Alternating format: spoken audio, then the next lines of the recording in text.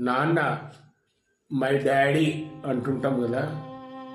జీవితంలో మొదటి విలను నాన్నే.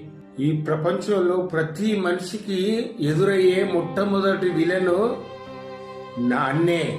చిన్నప్పటి నుంచి ప్రతి తప్పుకు తిట్టేవాడు, లేటుగా వస్తే తిట్టేవాడు, తొందరగా లేవకుంటే తిట్టేవాడు నాన్నే. ఖాళీగా ఉంటే తిడతాడు, ప్రతి దానికి తిడతాడు నాన్నే. ఇంతకంటే విలనిజం ఎక్కడ ఉంటుందా అని అనుకుంటాం కదా. అలా చూసే నాన్న మనలను సరి చేయటానికి మొదటిగా విలనుగా మారతాడు. మనము ఏడిస్తే నవ్వించటానికి బఫూన్లాగా మారతాడు నాన్న.